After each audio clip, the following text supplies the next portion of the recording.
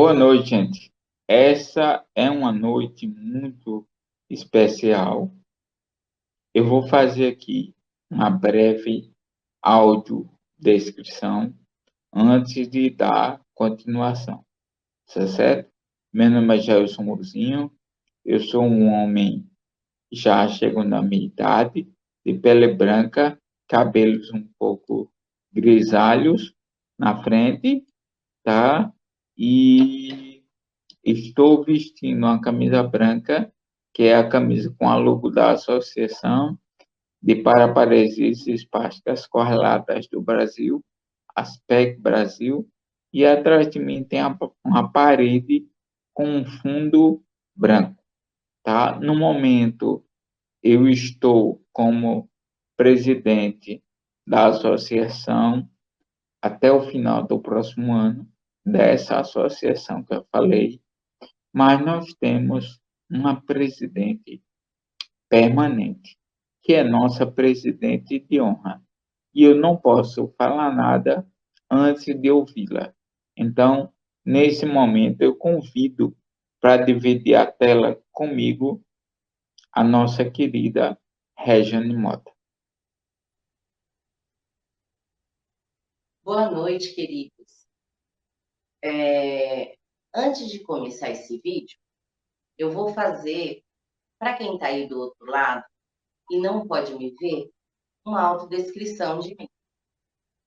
Eu me chamo Regiane Mota, eu tenho pele branca, cabelo claro, estou usando um colarzinho de um olho grego no pescoço.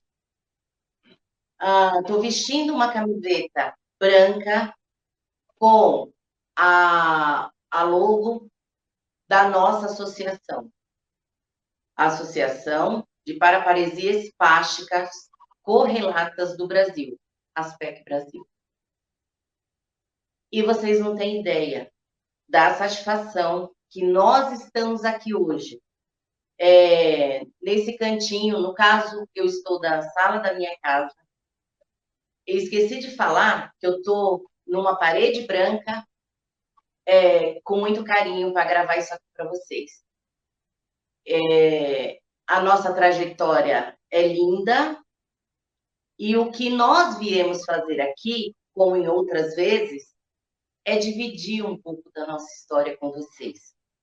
Preparamos um evento belíssimo, trabalhamos firme nos bastidores para que isso acontecesse, mas eu quero que o Jailson conte um pouco da nossa história. Vamos ouvi-lo? Obrigado, Regiane. Nossa, para mim é uma honra imensa. E quando, só um pequeno comentário aqui, rapidinho, que a Regiane não sabe, e eu quero tornar isso hoje acessível não só a Regiane, que ela merece todos os presentes, até porque ela está de aniversário amanhã, viu, gente? Quem estiver assistindo o vídeo amanhã, coloca os parabéns para ela nos comentários que ela está fazendo aniversário amanhã. Então, eu falando com um prestador de serviço meu aqui, quando a associação foi fundada, e falando da história que vocês vão ver daqui a pouco, aí a pessoa disse assim, mas seu Jailson, o senhor vai ficar para sempre na sombra dessa mulher. Aí eu respondi para ele, mas é melhor estar na sombra do que no sol, não é não? E quem dera estar na sombra de Regiane, né? Você não conhece a pessoa com quem você está falando. De quem você está falando. Se você conhecesse, você veria o quanto é bom estar na sombra de uma mulher como ela, tá bom? Então, gente, continuando aqui, eu quero agradecer imensamente a quem fez esse evento acontecer, tá bom? Como falou Rejane, o trabalho foi praticamente incansável nos bastidores. Nós temos uma equipe extremamente dedicada e um trabalho voluntário, mas um trabalho de maestria, tá certo? Um trabalho de excelência. eu seria muito injusto se aqui eu esquecesse algum nome, tá bom? De um dos nossos colaboradores e das pessoas que vêm trabalhando.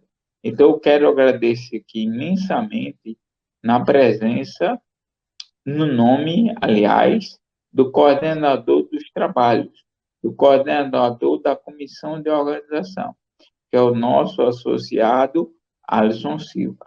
E agora eu convido vocês para assistir o vídeo que conta a história da nossa associação e como nós chegamos até aqui, tá bom?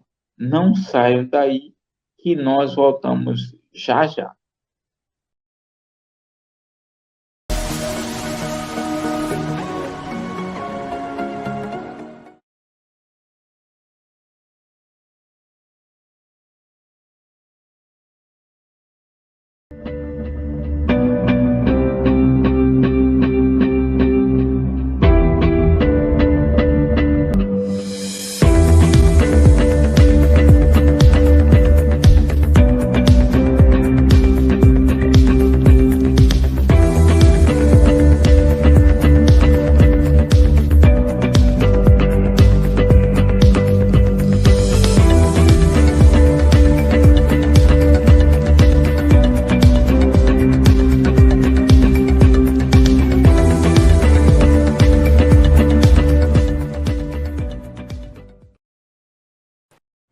Com o avanço das redes sociais e do acesso à internet no Brasil, por volta do ano de 2010, pessoas e familiares de pessoas afetadas pela paraparesia espástica hereditária, doença também conhecida pelo nome de paraparesia espástica familiar, começam a se comunicar por essas redes sociais.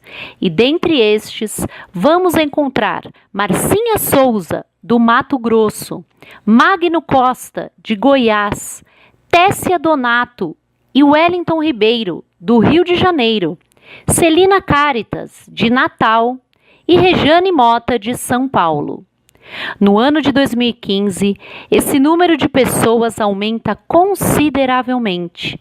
E também grandes centros de pesquisa do país, como Unifesp e Unicamp, despertam interesse em pesquisar mais sobre a doença. Com o apoio dessas duas instituições, um grupo dessas pessoas decide fazer um encontro brasileiro sobre a patologia.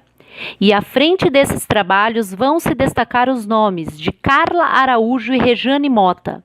Carla, uma simpatizante com a causa de combate à doença. E Rejane é mãe de 2 filhos afetados pela patologia. Assim, em novembro de 2015 era realizado na cidade de São Paulo, nas dependências da Unifesp, o primeiro encontro brasileiro de paraparesia espástica familiar, o qual contava com palestrantes de renome nas áreas de medicina e fisioterapia, ligados à Unicamp e à Unifesp.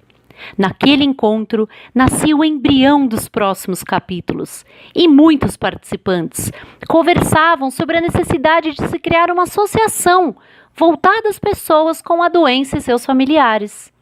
O grupo de participantes mantém e estreitam os vínculos iniciados nas redes sociais e em 2016, com a grande expansão das redes de mensagens instantâneas, aumentam as interações e forma-se o grupo de pacientes e familiares nesses aplicativos. O WhatsApp vai se destacar como principal e de maior volume de interações, e o grupo ali criado, após alguns nomes, recebe o nome de Família Superação, e com frequência cresce e recebe novos membros, ultrapassando o número de 100 membros, um ano após sua formação. Mas o desejo e o sonho de criação da associação permanecem latentes, até que no início de 2017, a ideia começa a florescer, ganha corpo e os trabalhos são iniciados. Em 2 de dezembro de 2017, é realizado nas dependências da Unifesp o segundo encontro PEF Brasil. Ao final deste encontro, o sonho é materializado e é fundada a Associação de Paraparesia Espástica Hereditária do Brasil, a ASP Brasil. Nos trabalhos que antecedem a fundação da associação, estão presentes forte influência do modelo norte-americano, vindos da ASP Foundation, que é a Associação da Doença nos Estados Unidos. Estas influências foram trazidas por Celina Caritas Rakoff, que junto com o paraibano Jailson Mouzinho Garcia, constituíam um dos pilares da fundação. E estes, ao lado de Rejane Mota, Michele Detone, Marcelo Guerra e Nayara Estivale, formariam a primeira mesa diretora da associação fundada.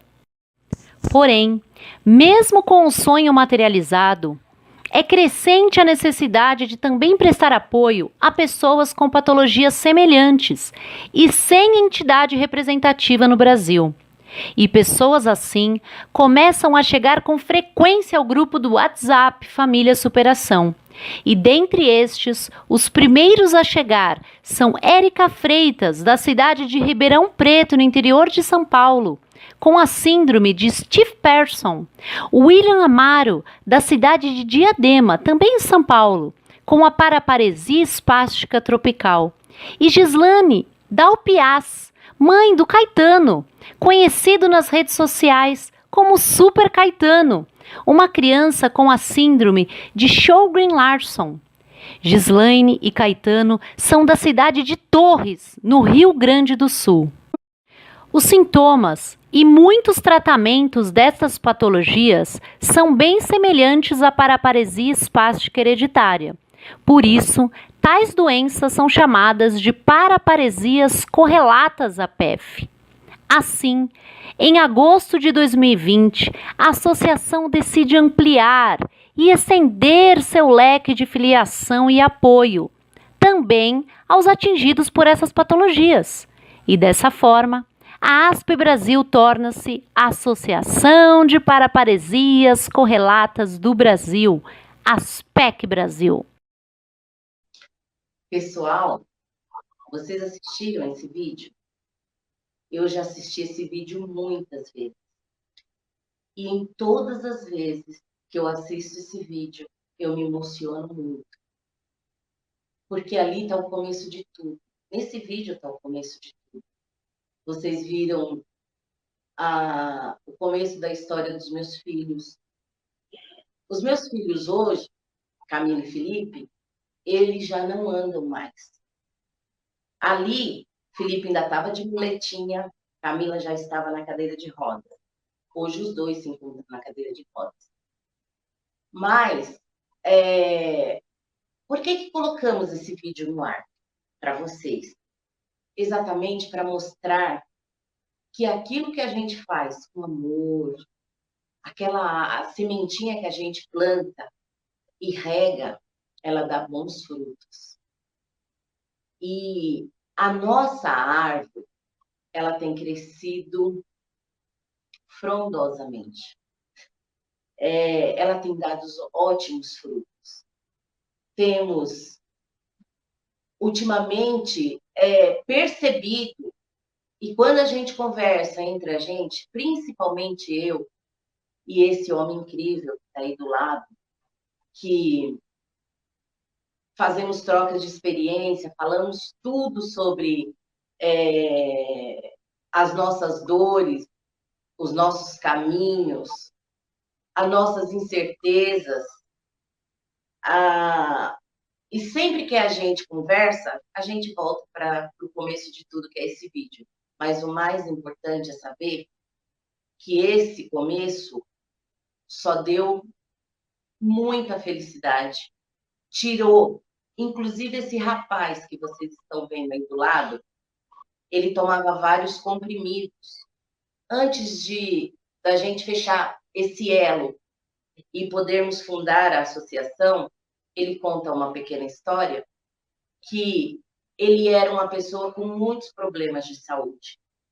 A partir do momento em que ele passou a acreditar, quando a gente se deu as mãos, né? Passou a acreditar que aquela seria a maior experiência da vida dele, ele passou a não tomar mais vários comprimidos passou a ser uma pessoa muito melhor de saúde, já que ele tomava, né, esse monte de remédio, e tudo isso porque ele apostou nessa associação, uma associação que abraça famílias com paraparesia espástica, uma associação que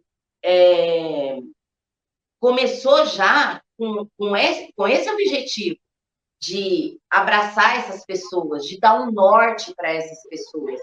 Porque assim como ele, eu, nós ficamos muito perdidos no passado. Nós não achávamos informações.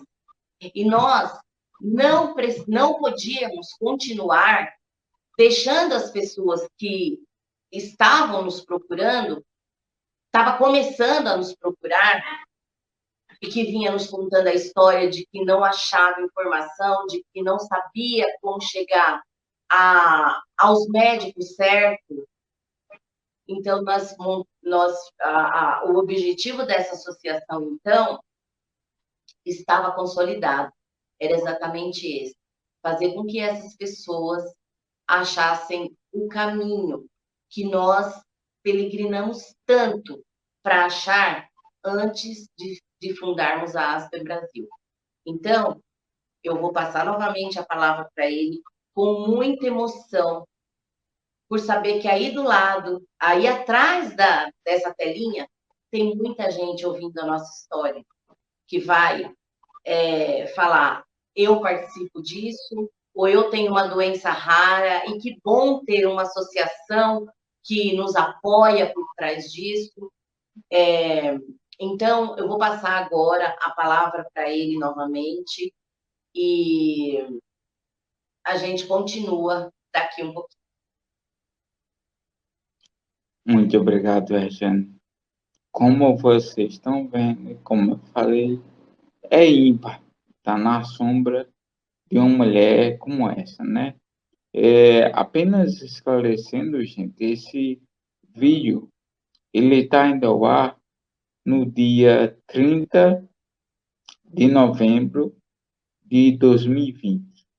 Ainda estamos, infelizmente, em plena pandemia do coronavírus que causa a Covid-19, tá? Aqui no Brasil. Estamos aí no início do que os médicos e cientistas chamam de segunda onda.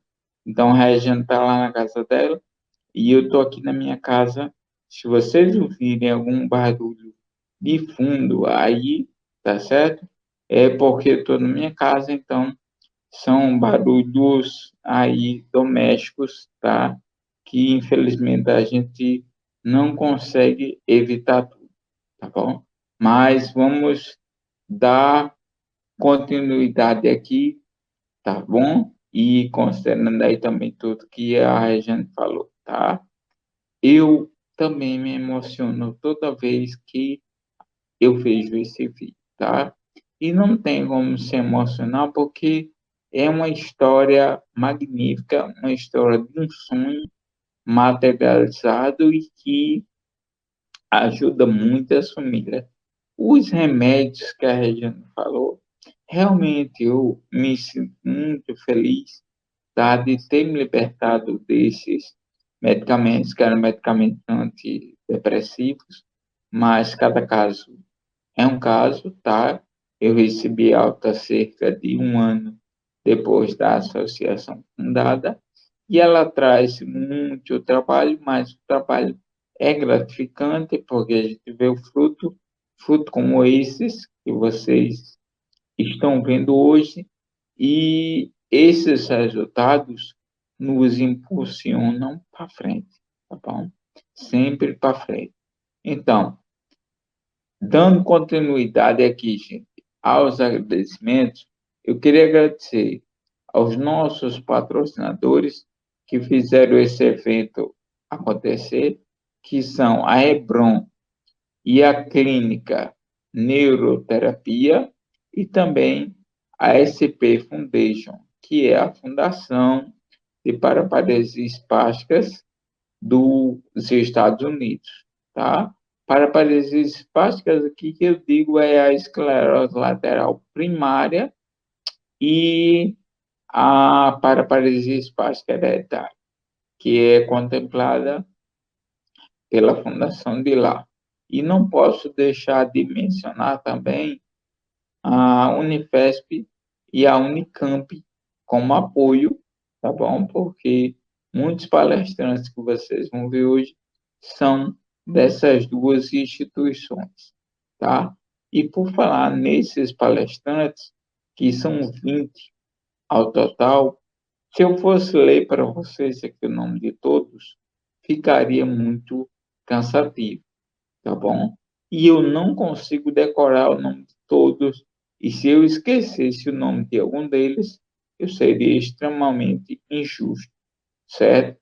Então, eu acho que o mais prudente é eu falar aqui o nome dos representantes de cada instituição, tá bom?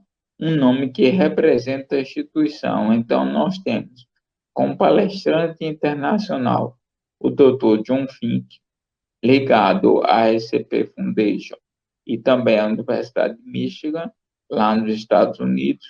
E aqui do Brasil nós temos o Dr. Kairi Pulli, da Unifesp, e o Dr. Marcondes França Júnior, da Unicamp, tá bom? Então, as palestras estão todas imperdíveis, tá bom?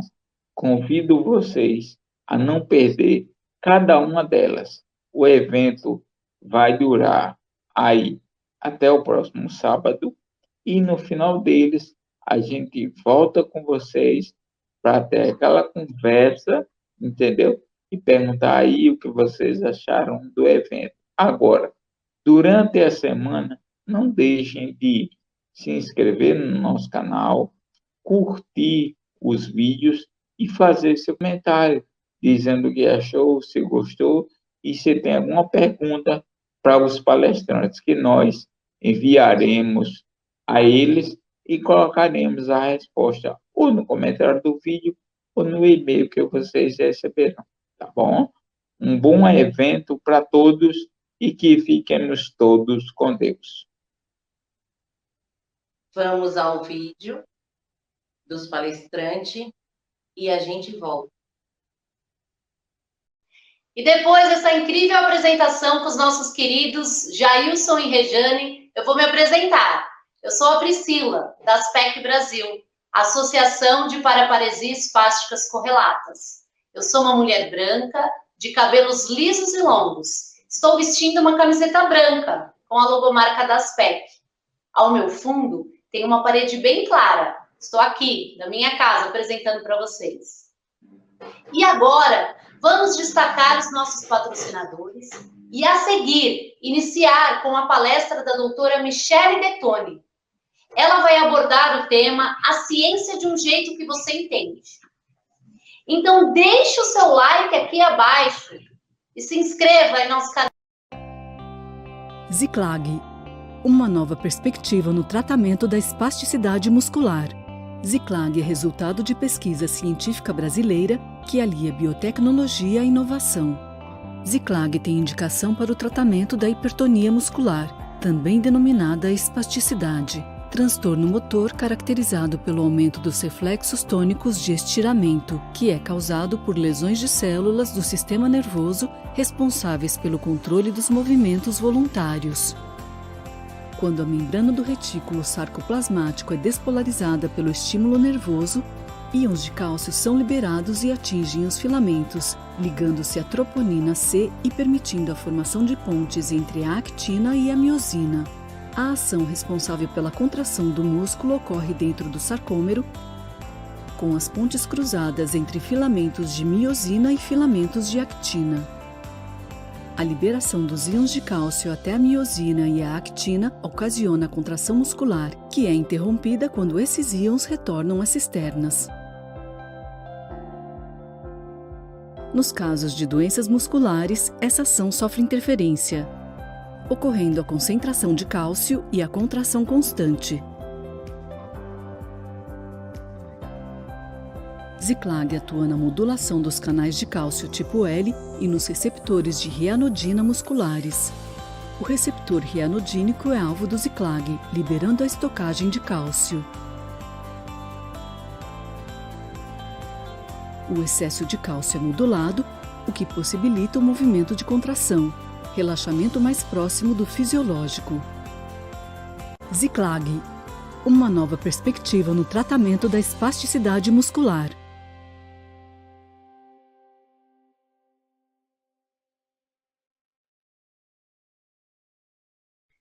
Boa noite, pessoal. Meu nome é Michele. Eu sou uma mulher de pele clara, olhos verdes, cabelo castanho passando um pouco do ombro e estou vestindo uma camisa azul.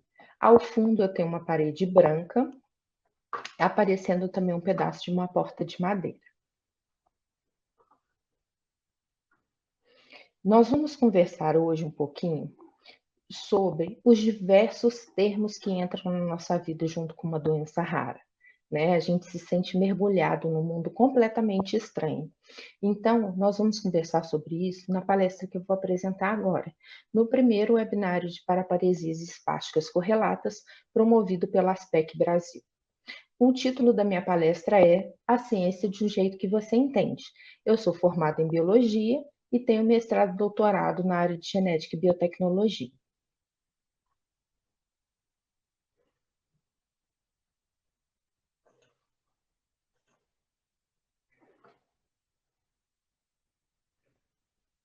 Bom, acredito que todos nós sempre fazemos muitos planos para nossas vidas, alguns comuns, outros um pouquinho diferentes. Eu sempre fui muito estudiosa e amo estudar. Então, os meus planos sempre foram voltados ao estudo. Eu queria me tornar uma cientista e queria também ajudar a salvar a vida das pessoas estudando doenças. Bom, foi quase isso que aconteceu. Eu consegui fazer curso técnico em Química, como eu queria, fiz graduação em Biologia, mestrado e doutorado também em Ciências Biológicas na área de Genética e Biotecnologia, e no final do meu doutorado, eu fui diagnosticada com paraparesia espástica hereditária. Eu comecei a apresentar uma dificuldade para caminhar, muita dor, cansaço, e isso me acabou me incapacitando para o trabalho. Bom, nos diversos sonhos que a gente tinha para a vida, podia ter filhos, morar em algum lugar que a gente goste muito, mas acredito que nenhum deles e nenhum de nós jamais tinha pensado em encontrar com uma doença rara no caminho. Uma doença tão desconhecida, que até os médicos conhecem muito pouco ou quase nada delas. Uma coisa a gente tem em comum. Muitos de nós, no nosso trajeto, passamos por inúmeros profissionais, muitos médicos de diversas especialidades, e nada de conseguir um diagnóstico. E quando a gente consegue achar um diagnóstico, é um nome tão estranho que a gente mal consegue decorar. Toda vez que a gente vai falar, a gente acaba tendo que recorrer a um pedaço de papel. Mas o pior de tudo não foi um nome comprido e estranho, e sim que depois que o médico pronunciou esse nome, o médico disse que se tratava de uma doença rara e sem cura. Quando ele falou aquilo, a nossa cabeça fundiu. Ele até tentou explicar um pouco sobre a doença, mas a gente acabou não prestando atenção. A única coisa que a gente sabia é que a doença não tinha cura. Bom, sendo assim, quando a gente conseguiu entender que o nome da doença, a gente corre e vai para o Google, para os aplicativos de busca, na busca de encontrar e saber um pouquinho mais sobre ela. Mas ao invés de esclarecer, aquelas informações que a gente encontrou só nos dificultaram mais, porque eram tantos termos científicos tão diferentes e que não faziam parte do nosso cotidiano, que a gente se sentiu cada vez mais perdido. Então, o que de fato é uma doença rara? É muito importante a gente entender esses termos para que a gente tenha uma maior tranquilidade no nosso dia a dia, né? Pelo menos a gente saiba do que a gente está lidando e que termos são esses que invadiram as nossas vidas. Bom, existem várias definições de doença rara de acordo com a prevalência e cada país adota uma prevalência específica. No Brasil, a gente adota a prevalência usada pela Organização Mundial de Saúde. E essa preconização fala que é considerada doença rara aquela que afeta até 65 em cada 100 mil indivíduos. Temos também as doenças ultra raras, que acometem uma em cada 1 milhão de pessoas. Caramba, então deve ser muito difícil encontrar uma pessoa com doença rara, né? Nem tanto. Por quê? As doenças podem ser raras individualmente, mas quando a gente avalia todas elas em conjunto, a gente chega a atingir de 6 a 8% na população mundial. A gente tem cerca de 8 mil doenças raras. No Brasil, por exemplo, temos cerca de 15 milhões de pessoas acometidas. Bom, de uma maneira geral, as doenças raras ela apresenta uma diversidade enorme de sinais e sintomas. Por exemplo, tem pessoas que têm uma doença rara aparente, ou seja, aquela que você consegue notar logo quando você vê a pessoa. Uma pessoa que tem uma deficiência física, como por exemplo, a esclerose lateral amniotrófica, que a gente vê que acomete muito, e a gente logo observa que a pessoa tem alguma doença diferente. A gente tem também aquelas doenças que a gente chama de invisíveis. Como assim? Que a gente olha a pessoa, a gente acha que a pessoa é sadia, que não tem nada, e quando a gente vai entender um pouquinho melhor, a pessoa tem uma doença. As doenças metabólicas são um tipo de doença invisível. A gente também tem doenças que têm sintomas um pouco esquisitos, como, por exemplo, a narcolepsia, que tem um sono incontrolável. Bom, temos também doenças que apresentam sintomas comuns, como, por exemplo, uma infecção, uma sinusite, e só com muito tempo a gente vai conseguir um diagnóstico. Então, essa diversidade de sinais e sintomas, muitos parecidos com doenças comuns do nosso cotidiano, dificultam muito o diagnóstico da doença rara. E, claro, também o desconhecimento de muitos profissionais. Bom, embora seja ampla a diversidade de sinais e sintomas, a gente tem algumas características que são bem típicas das doenças raras. Elas geralmente são doenças crônicas. O que seria isso? São doenças de longa duração. Não é nada que se resolve a curto prazo com um antibiótico ou com uma fisioterapia. Então, são doenças de longa duração. Elas também têm a característica de serem progressivas, ou seja, de acordo com o tempo vai passando, ela vai se agravando. Algumas são degenerativas, ou seja, provocam a morte ou falecimento de algum tecido. Elas podem ser até incapacitantes. Não vê o meu caso?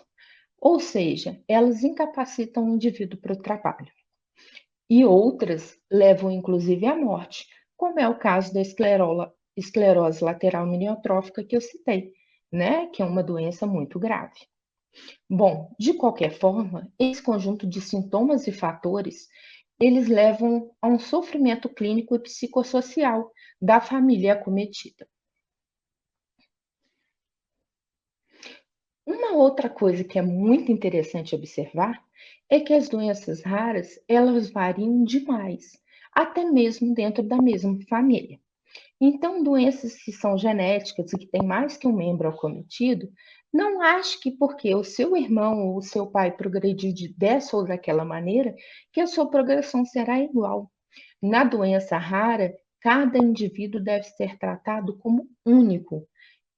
Então, é muito difícil você conseguir definir um fluxo de progressão para ela. Essa progressão pode ser muito variável. Alguns sintomas chegam a ser tão estáveis que no mesmo indivíduo, por exemplo, um dia eu acordo bem, sem dor, sentindo nada. Então, esse dia eu aproveito, faço o que eu gosto de fazer e que eu não consigo fazer normalmente. Então, eu faço muita coisa. De repente, no outro, eu acordo acabada. Parece que passou um caminhão em cima de mim e eu não consigo fazer nada. Não parece nem a mesma pessoa do dia anterior. E para tentar amenizar um pouco os sintomas de qualquer doença rara, como a gente não tem cura, é feito um tratamento paliativo. O que é isso? A gente tenta tratar os sintomas para que a pessoa tenha uma melhora na qualidade de vida. E esse monte de doença genética, Michele, a gente tem que agrupar, a gente tem que classificar isso de alguma maneira. Por exemplo, a gente pode pegar uma série de peças de criança e agrupar por cor, e agrupar por forma.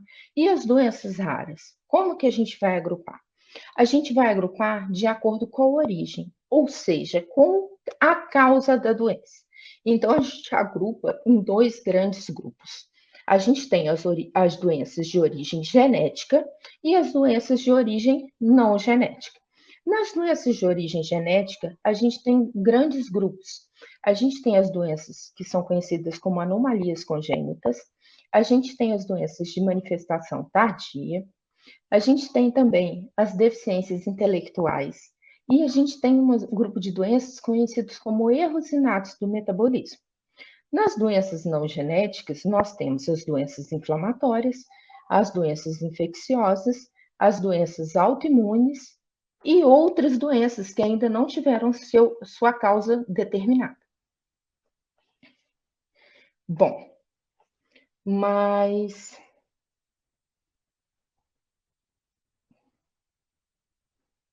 então vamos entender um pouquinho esses conceitos científicos envolvidos na classificação das doenças genéticas, nas doenças raras de uma maneira geral. E um dado importante. As doenças genéticas, elas chegam a compor 80% das doenças raras. Então, é importante a gente entender um pouquinho como é o funcionamento do nosso corpo. Bom, nós somos formados de milhares de tijolinhos, conhecidos como células. Em cada célula dessa, a gente tem um núcleo, que você está vendo aqui, de roxinho mais escuro, e a célula como um todo, esse material rosa. Esse núcleo roxinho, ele tem dentro dele um nomezinho que a gente costuma escutar muito, que é o material genético da célula. O que é esse tal de material genético? É o DNA, tá? No nosso DNA, para que ele serve? Ele é como se fosse uma grande enciclopédia da célula. Nele, a gente tem tudo que a célula precisa para funcionar, ou melhor, tudo que ela precisa saber para funcionar. Então, ali, a gente vai ter guardado todas as informações para o nosso organismo como um todo funcionar. Só que esse DNA, ele é escrito basicamente por 4 letrinhas, mas ele é gigante, ele chega a ter 2 metros, numa célula pequenininha que tem apenas 20 micrômetros. Então, para ele caber lá dentro, ele é enrolado, como uma linha num carretel. E essa linha nesse carretel, a gente chama de cromossomos. Cada ser humano, cada indivíduo da espécie humana, nós temos 46 cromossomos. São 23 pares. Por quê? 23 cromossomos vieram da nossa mãe e 23 do nosso pai. Então, formaram 46 cromossomos. Então, a gente tem 2 cromossomos de cada um, por isso que a gente fala em par. Desses 23 pares, 22 pares são autossômicos e um par é o sexual, de cromossomos sexuais. Aí, a gente tem um outro conceito importante. Dentro do nosso DNA, que é a nossa enciclopédia, nós temos vários tipos de informação. Cada informaçãozinha a gente chama de gene, tá? Então, eu tenho um DNA enorme que é guardado dentro da célula enroladinho em cromossomos, nós temos 46, e dentro deste DNA tem várias letrinhas que registram ali informações. Cada informação a gente chama de gene. Se por um acaso, durante uma duplicação, O DNA sofre alguma alteração? Como assim, Michele? A sequência de letrinhas é alterada. E assim como em qualquer palavra, se você muda as letras, a palavra já vai ficar diferente. Então, a gente gera essa alteração, gera o que a gente chama de mutação. Essa mutação, ela pode ser patogênica e vir a causar um problema no organismo, uma doença, ou ela pode não causar nada. Bom, além das mutações, que elas ocorrem uma alteração na letrinha do DNA, a gente pode ter alterações maiores, como, por exemplo, num conjunto de cromossomos inteiro. A gente tem o exemplo da trissomia do 21, da trissomia do 18, que é a síndrome de Edwards, onde as crianças, ao invés de terem 46 cromossomos, elas têm 47. Então, elas têm todo um cromossomo a mais. E é como uma receita de bolo. Se você coloca um ingrediente a mais ou a menos, muda a receita, ela já não é mais como a original.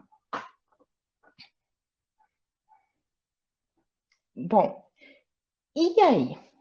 A gente tem esse cromossomo, mas a gente também ouve muito falar nas proteínas. Quem são elas? Porque o DNA, ele é uma enciclopédia. Ele só explica o que fazer e como fazer. Ele não faz nada, mas a gente precisa de alguém para colocar a mão na massa e fazer as coisas acontecerem dentro da nossa célula. Então, a gente tem as proteínas. São elas que vão fazer as coisas. Elas são excelentes profissionais. A gente tem proteína de tudo quanto é jeito, de tudo quanto é profissão. Temos advogados, cozinheiras, cientistas, professores, arrumadores, donas de casa, temos tudo. E a proteína, ela não é feita diretamente do DNA, porque o nosso DNA é uma coisa muito importante, muito séria. Então, essa nossa enciclopédia, ela é escrita em russo e nem todo mundo tem acesso. E como é que nós vamos entender o que tem lá? Como que a proteína vai ser formada? Primeiro, nós vamos ter uma tradução dessa enciclopédia. Então, ela vai ser escrita numa outra língua, ela vai ser transcrita em uma outra língua. E assim a gente tem a formação do RNA, que também é um outro tipo de material genético. A partir do RNA, nós temos a sequência da nossa proteína. De acordo com as letrinhas que estão no DNA, a nossa proteína vai ser formada. Então, se a gente tem uma alteração nas letrinhas, a gente pode ter uma alteração na nossa proteína. Será que isso é grave? Muito. Por quê? As proteínas, elas têm uma relação muito grande, o seu funcionamento com a sua constituição. Então, se eu mudo alguma coisa, essa proteína logo vai perder a sua função, diminuir a sua função, ou então não vai nem ser produzida. E as proteínas, elas fazem de tudo dentro da célula, como eu falei. Vamos ver alguns exemplos? Olha, a gente tem o colágeno. A fibra de colágeno, ela faz parte da estrutura de alguns tecidos, como, por exemplo, as unhas, as cartilagens, os ossos, tá? Aqui, por exemplo, a gente tem uma proteína de transporte também muito importante. Ela é chamada de hemoglobina. E ela faz o transporte dos gases pela nossa corrente sanguínea, tanto do oxigênio quanto do gás carbônico. Um outro exemplo da importância das proteínas no nosso organismo são os receptores de membrana. Como assim, Michele?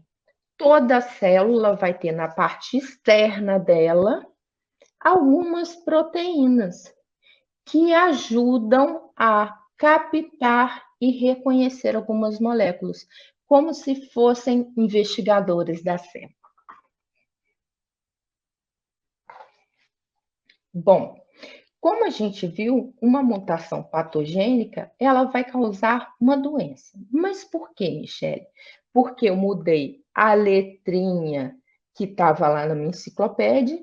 Isso vai gerar uma alteração na minha proteína, e essa alteração na proteína vai acarretar o quê? Um problema na funcionalidade dela, e com isso uma doença genética. Bom, um exemplo de doença genética que nós podemos ter é a paraparesia espástica hereditária, uma doença genética na qual o neurônio ele vai ter acometimento, o seu funcionamento vai ser acometido. Então, a gente tem várias proteínas nele que são importantes, e qualquer uma dessas proteínas que não funcionem bem pode provocar uma desestabilização no neurônio e, por consequência, a sua degeneração. Bom, as proteínas, elas estão envolvidas também nos processos metabólicos. É uma proteína especial, chamada de enzima. E o que ela vai fazer? O nosso metabolismo, vamos com calma, né? O metabolismo é o conjunto de reações químicas que vai acontecer no nosso organismo inteiro, para que ele funcione adequadamente. Então, se eu comi agora um pedaço de pão ou eu tomei um copo de água, ali o meu metabolismo já começa a atuar para essa água ser absorvida, para esse pão ser digerido. Depois esse pão vai ser digerido, vai ser aproveitado, os nutrientes dele vão ser convertidos, o que não é açúcar vai ser convertido em açúcar, e a gente vai armazenar glicogênio para depois estar gastando energia. Então, esses processos, eles acontecem o tempo todo no organismo. E as enzimas, elas têm um papel fundamental, porque elas coordenam essas reações químicas. Então, uma pessoa que apresentar uma questão de uma alteração em uma enzima, uma mutação patogênica, ele vai acabar desenvolvendo uma doença metabólica. Por quê? Porque o produto que a enzima usava, eu tenho aqui o a enzima vai pegar a molécula A e vai converter na molécula B, tá? Então, como a enzima não está trabalhando, a molécula A aumenta muito e a molécula B diminui a quantidade na célula, o que não é legal, já fugiu do equilíbrio. Uma doença metabólica conhecida por nós é a síndrome de Sjögren-Larsson. As proteínas são tão danadas, né? Elas também participam da resposta imune do nosso organismo. Sim, o sistema imune ele é responsável por defender o nosso organismo da invasão de outros micro-organismos que possam causar doenças, ou seja, que sejam patogênicos. Dessa maneira, a gente tem, então, anticorpos, são alguns tipos especiais de proteínas, e também a gente pode ter, como eu expliquei, receptores de membrana, que vão funcionar como investigadores. Quando essas substâncias não funcionarem de maneira adequada, a gente pode desencadear um quadro e uma doença imune. Bom, a gente pode ter uma autoimunidade, por exemplo. Um anticorpo, normalmente, ele vai investigar o que dentro da célula? Ele quer encontrar tudo que é invasor. Então, ele vai pegar aquilo que é invasor, vai marcar, vai falar, olha aqui um invasor, como se ele ligasse uma sirene, um alerta. E aí a célula vai lá e vai destruir o nosso organismo, vai mandar células para aquele lugar para destruir o invasor. Só que, normalmente, a gente produz também anticorpos contra alguns tecidos nossos. Só que quando a gente produz e a gente vê que aquele anticorpo é contra um tecido da gente, a gente pega esse anticorpo e extermina ele. Por quê? A gente não quer que o nosso corpo reaja contra ele mesmo. Ei, isso é meu, você não tem que me defender do meu corpo. Só que, às vezes, um anticorpo ou outro acaba passando. E nesse caso, quando há esse caso dele vir a se espalhar pelo organismo, a gente tem o que a gente chama de autoimunidade. Por quê?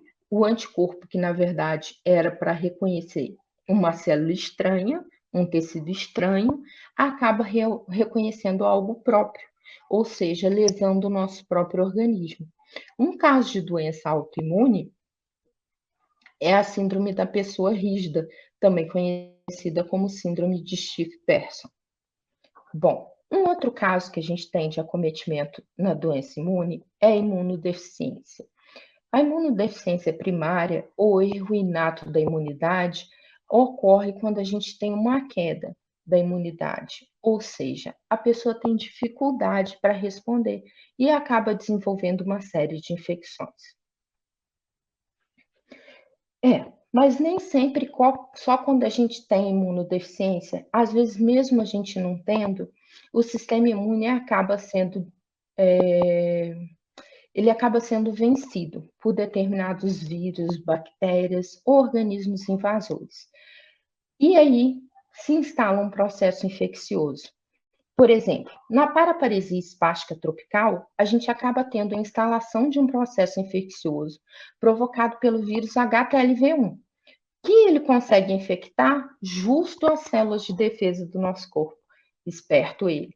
E dessa maneira, ele acaba provocando processos inflamatórios que vão ocasionar lesão na nossa medula.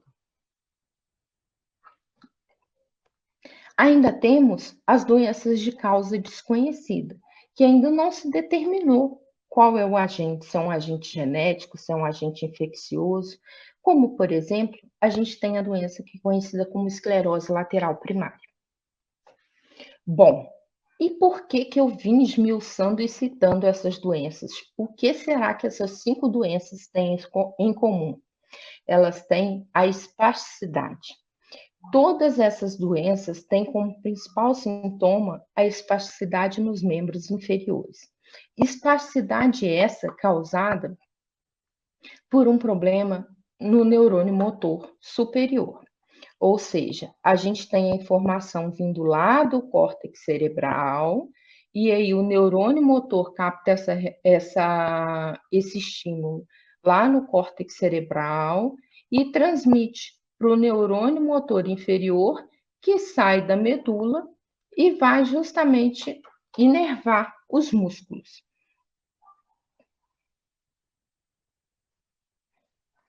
Bom, então vamos entender o que seria esse impulso nervoso. O impulso nervoso a gente pode encarar muito como uma corrente elétrica, tá? Pensa num fio, esse fio é o seu neurônio, e o impulso nervoso vai estar passando ali, é a corrente elétrica. O neurônio, ele é formado basicamente de 2 partes. A gente tem aqui, ó, o dendrito, o corpo celular, onde está o material genético do neurônio. A gente vai ter o axônio, que é esse prolongamento, que é justamente a parte no neurônio motor superior que desce a medula, tá? E a gente vai ter, a partir desse axônio, saindo prolongamentos. Prolongamentos estes que vão passar informação para o neurônio motor inferior. E a gente tem, de um neurônio para o outro, esse impulso nervoso, ele sendo passado por neurotransmissores. Então, na verdade, um neurônio, ele nesse caso, ele não está agarrado com o outro, o contato não é físico. Eles estão próximos e deles vão soltar neurotransmissores, que são moléculas que vão estar carregando aquela informação. Não há só o GABA de neurotransmissor, né? Eu coloquei ele aí de propósito. Por quê? Ele é um dos neurotransmissores. E ele é importante onde, Michele? Ele ganha uma importância considerável na doença autoimune da síndrome da pessoa rígida, que eu falei com vocês. Porque, na verdade, o GABA, ele é produzido com a ação de uma enzima especial, chamada GAD. Só que as pessoas com síndrome da pessoa rígida, elas possuem anticorpos anti-GABA, anti-GAD. Então, elas vão ter uma formação diminuída, suprimida do GABA. Então, com isso, um problema aí na neurotransmissão. E o GABA é um neurotransmissor, porque, na verdade, assim, a gente tem neurotransmissores excitatórios e a gente tem neurotransmissores inibitórios. O GABA, ele iria inibir o impulso nervoso. Então, uma vez que você diminui a inibição, esse neurônio ele fica hiperativo. ele gera impulso demais. E nesse mundo todo, a gente encontra alguns termos. Por exemplo, eu já ouvi falar que a minha doença é uma doença neuromuscular. Mas o que é isso? É mais um tipo de doença? Não. A gente chama de doença neuromuscular aquelas doenças que de alguma forma elas acometem a função da musculatura, a função muscular, o seu movimento. Então pode estar acometendo desde o seu sistema nervoso, que vai produzir esse impulso para gerar um movimento, ou então as suas fibras musculares. Todas vão estar incluídas entre as doenças neuromusculares. Um outro termo que a gente escuta muito também são as doenças neurodegenerativas. Mas que afinal é isso? Bom, eu quis trazer aqui um exemplozinho. Quando a gente nasce, está esbelto, saudável, nossa pele esticadinha, linda, e a gente vai envelhecendo. Aos poucos, as marcas da idade vão chegando, né? Então, no neurônio acontece isso, só que de maneira precoce. Então, ele morre muito precocemente, pelo desequilíbrio existente nele, tá? Então, ou por questão genética, ou por questão autoimune, ou pela inflamatória, pela presença do vírus, acaba havendo uma degradação, uma deterioração do nosso neurônio. Aqui nessa imagem, a gente tem um neurônio envelhecido, degradado, né? Mas nesse caso, é um neurônio da esclerose lateral miniotrófica, tá? É o neurônio motor inferior, que não é o mesmo acometido nas nossas doenças correlatas. Bom, essas doenças, apesar de apresentarem espasticidade em comum, elas apresentam também alguns sintomas adicionais. Por exemplo, vocês já ouviram falar em disartria? Acredito que muitos de vocês não, mas vocês já viram que algumas pessoas têm um acometimento e falam de uma maneira mais enrolada? Então, isso chama-se disartria, por alguma questão funcional ela não consegue a articulação perfeita das palavras. E aqui a gente já sabe onde está o problema, né? No neurônio motor superior, que é aquele que vai levar a informação do córtex para o restante da medula. Tem um outro sintoma também, que a gente conhece como ictiose. Na ictiose, a pele geralmente é bem ressecada. Há um problema na hidratação da pele. E a gente tem um exemplo aqui, a mãozinha do nosso Super Caetano. Bom, algumas doenças também, como as paraparesias espásticas complicadas, elas podem gerar um acometimento cognitivo. Uma outra questão também até um pouco mais comum entre as paraparesias espásticas correlatas é a bexiga neurogênica. A bexiga neurogênica é quando você tem uma disfunção causada por um acometimento no sistema nervoso. E nesse mundo todo, como é que a gente vai fazer para achar um diagnóstico? Quando a gente vai no médico e ele desconfia, ele pede a gente para fazer um monte de exames. A gente tem a sensação de que ele vai virar a gente pelo avesso.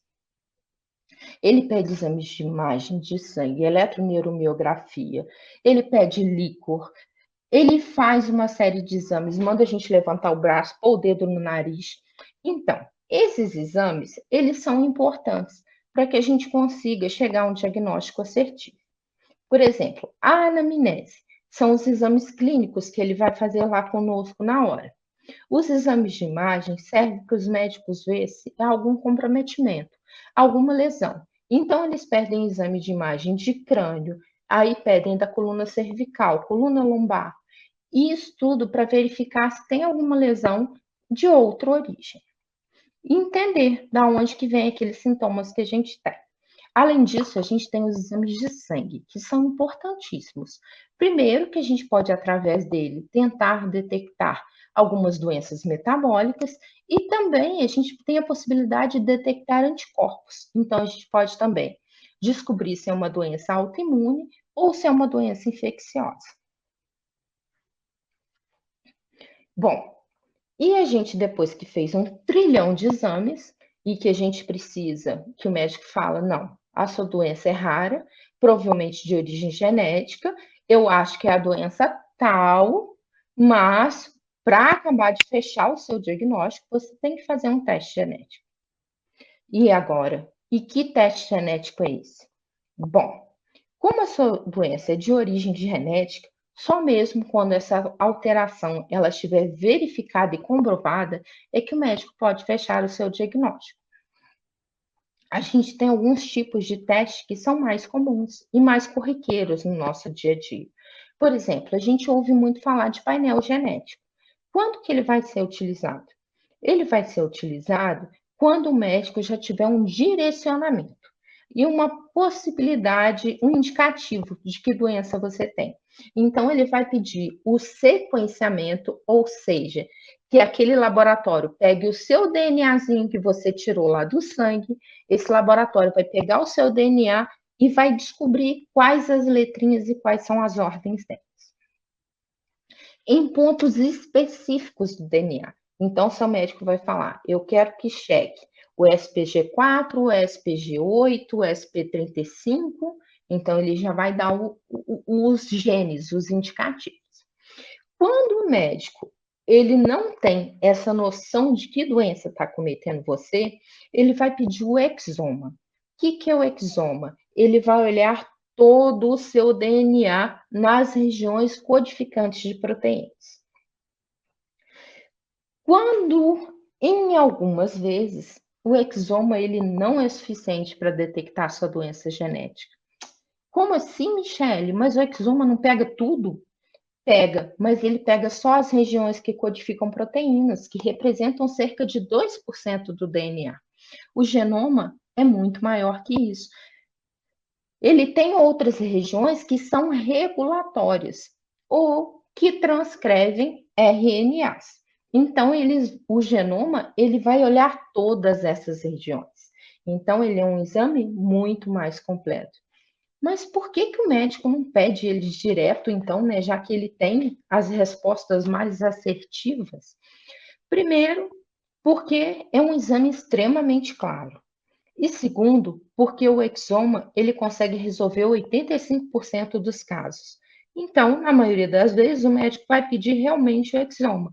O genoma só em último caso.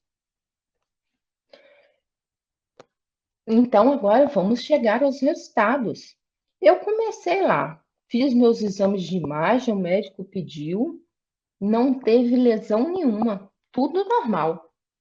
Eu fiz o meu anti-GAD para ver se havia alguma coisa, outros anticorpos que ele pediu, também não observei nada, não tem infecção, não tem autoimunidade. Muitos exames, tudo normal, e agora? Da onde vem essa doença que eu tenho? Nem sempre um exame que dá normal é um exame que não transmite informação, pelo contrário, a informação dele é muito preciosa. Eles servem para direcionar os médicos e começar a traçar o seu diagnóstico através da exclusão de outras causas. Bom, e aí chegam os resultados dos meus testes genéticos. E eu fico agoniada, porque tem tanto termo naquela folhinha simples que não dá para entender nada, e eu achando que um resultado genético ia esclarecer minha vida. Bom, eu começo a ver primeiro que eu tenho 2 termos, homozigose e heterozigose. O que seria isso? Lembra que eu falei com vocês que a gente tinha 2 cópias, uma que vem do pai e uma que vem da mãe. Então, de cada gene, a gente tem 2 cópias. Quando essas 2 cópias forem iguais, a gente fala em homozigose. Quando essas 2 cópias forem diferentes, a gente fala em heterozigose. Bom, vamos entender um pouquinho agora um outro termo que a gente olha muito. Tá lá, doença autossômica dominante, doença autossômica recessiva, mas o que é isso? Bom, vamos lá. A gente já sabe que 2 letrinhas diferentes são heterozigoses, 2 juntas, homozigose. Primeiro, vamos observar a doença autossômica dominante. Por que é dominante? que é quem domina. Então, sempre que aparecer a letrinha dominante defeituosa, que é aquela que sofreu a mutação ou alteração, o indivíduo ele desenvolve a doença. Então, tanto quando o indivíduo tem homozigose, azão, ele desenvolve a doença, quanto também quando ele é azão, porque o azão domina e ele vai ser doente da mesma maneira. Lembrando que o azão que está em vermelho é o nosso gene que sofreu alteração, é o patogênico. Agora vamos ver na recessiva. Na recessiva, olha, a gente tem o quê? Como ela é autossômica recessiva, ela só vai aparecer os sintomas quando tiver 2 azinhos. Então, ó, o indivíduo tem 2 azinhos, ele pode ter os sintomas. O portador, ele só vai carregar o gene e transmitir para a geração seguinte. Ele não vai apresentar sintoma nenhum. Mas, Michele, por que você falou pode ter a doença? Tem algum caso que a pessoa tem o genezinho doente, não apresenta doença, mas deveria ter? Tem sim. Eu mesmo tenho uma tia. Olha, o meu subtipo, ele é autossômico dominante. Então, eu tenho um primo acometido. Então, o meu primo, azão. A mãe dele também é azão. E ela não apresentou os sintomas da paraparesia espástica hereditária até agora. Viu como as doenças raras, elas são variáveis até mesmo dentro da família? A gente tem uma chance muito grande de apresentar, mas não necessariamente. Tem alguns casos que falha. Bom, um outro termo também, que aí você passou por esses, né? Ah, Michele, beleza. Esses eu entendi, é agora que eu vou interpretar meu exame. Aí você pega a sua folha lá, vai ler doença autossômica, heterozigose, variante de significado incerto, desconhecido. Aí não, hein? E aí? Você tem ou você não tem uma doença? Como que você vai interpretar isso? O que acontece? Quando a gente tem uma alteração, quando a gente tem uma mutação, ela precisa ser classificada, se ela é patogênica ou não. Essa classificação, ela depende de uma série de critérios. Critérios estes que são estabelecidos pelo Colégio de Genética Médica dos Estados Unidos, Colégio Americano de Genética Médica. Então, demora até alguns anos para que uma variante ela seja estabelecida como patogênica ou não. E quando essa variante ela não foi estabelecida ainda, não se sabe se ela é a causa de uma doença ou não, a gente chama ela de variante de significado incerto.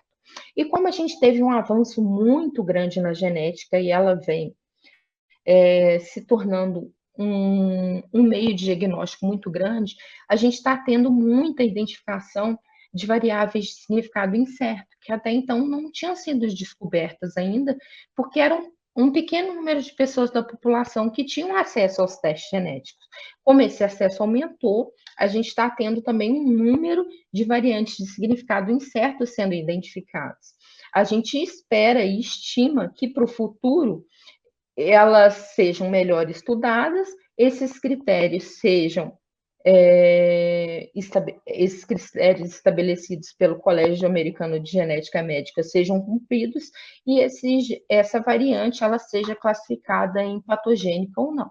Bom, e agora que a gente já entendeu um pouquinho os termos, a gente fica se perguntando, se eu tenho uma doença, será que ela pode ser transmitida para os meus filhos?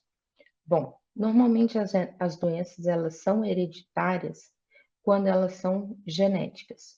Então, doenças que não são genéticas não são transmitidas de uma geração para outra, a não ser que haja possibilidade de infecção transplacentária da mãe para o bebê, como, por exemplo, no caso do HTLV1, da paraparesia espástica tropical. Bom, vamos mostrar aqui então como são transmitidas as doenças genéticas. De maneira geral, as doenças genéticas são monogênicas, ou seja, causadas por um único gene. Então, a gente precisa analisar ele melhor. Bom, quando a gente casa com alguém que é saudável, ou seja, eu vou considerar o casamento como uma pessoa saudável, que não tenha em nenhum dos dois genes, nenhuma das duas cópias que ele tem, a alteração, a mutação patogênica. Então, se eu tenho dois, vamos supor que eu tenho em homozigose, eu tenho dois alterados e todos dois são patogênicos. Eu vou ter que passar um dos dois para o meu filho. Então, a possibilidade de eu passar para o meu filho é de 100%. Mas não é o que ocorre na maioria das vezes. Na maioria das vezes, quem tem a doença autossômico dominante, ele apresenta o gene em heterozigose, ou seja, duas cópias diferentes.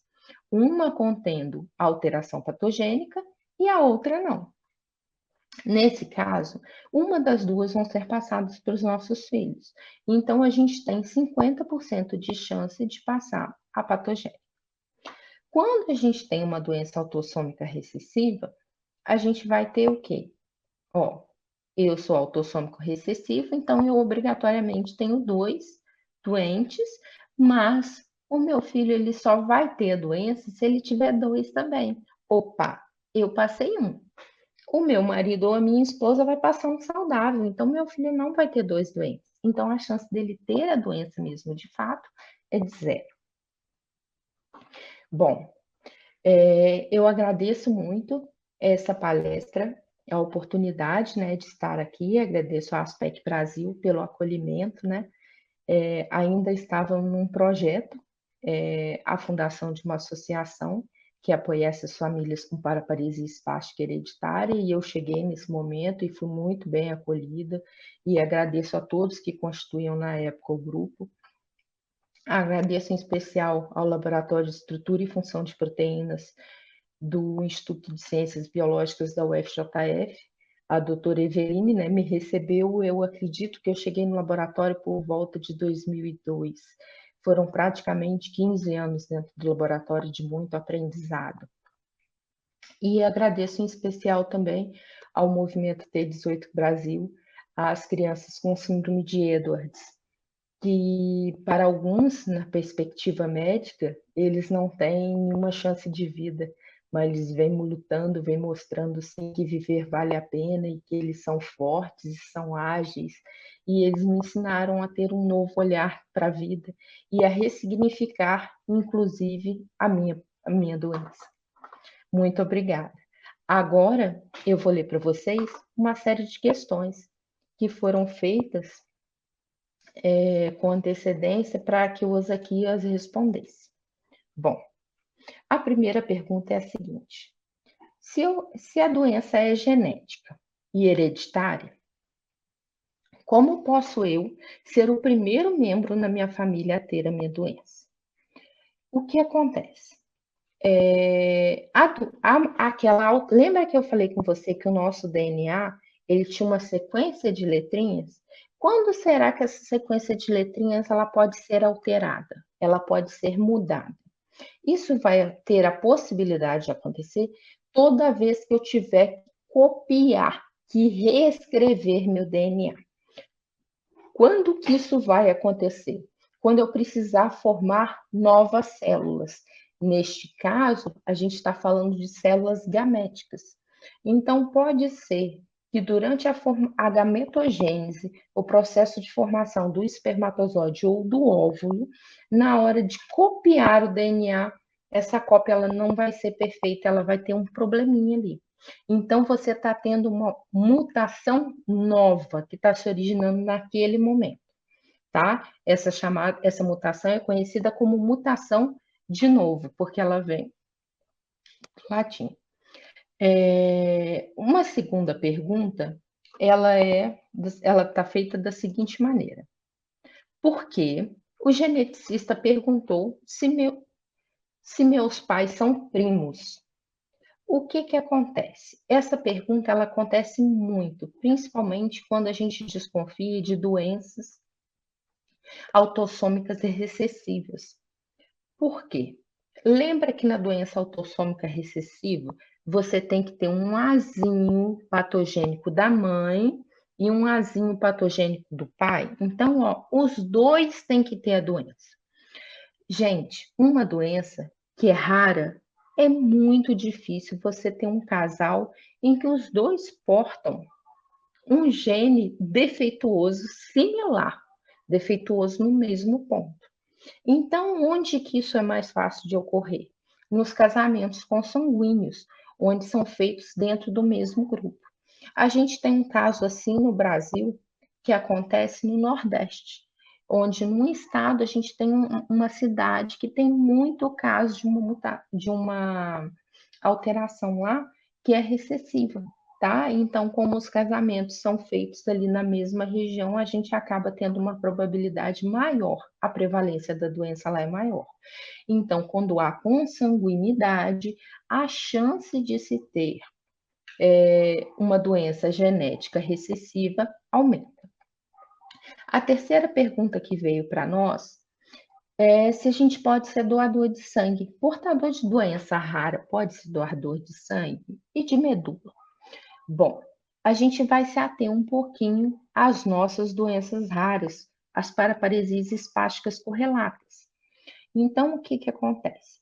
Primeira coisa, para a gente ser doador, a gente tem que ter garantia de que aquilo que a gente está passando para o próximo está extremamente saudável, o que já começa a ser um questionamento nas doenças genéticas, porque as doenças genéticas, elas acabam tendo o quê? O seu material genético afetado em todas as células. No caso das doenças genéticas hereditárias, que aqui a gente citou, tá?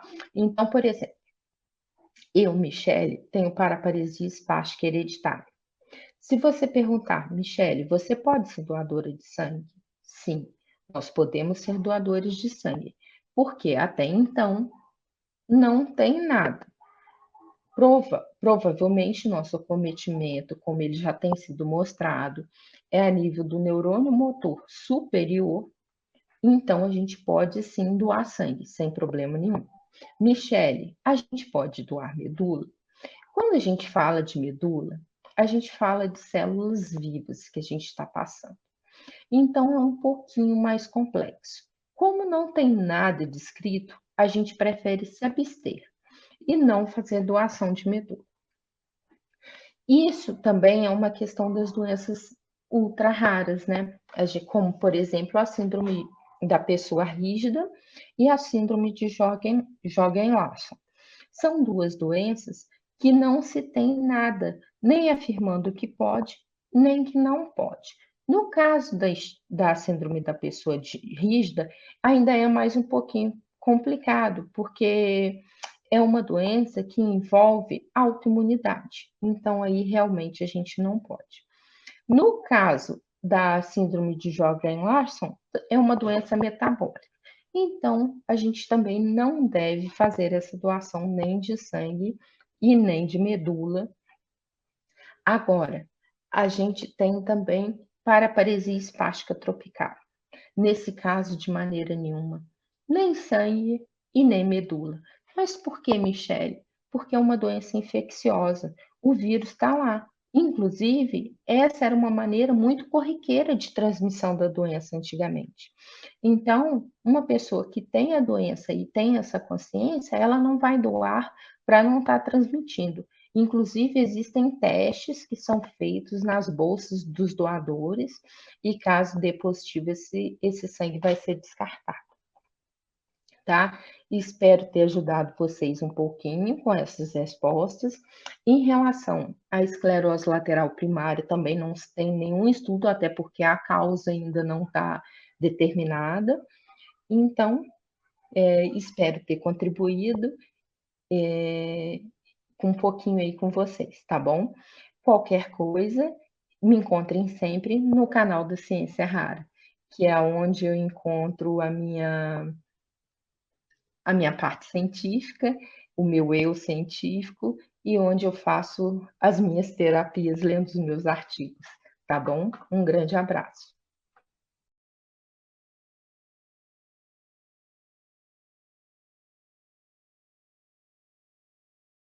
E aí, pessoal, gostaram?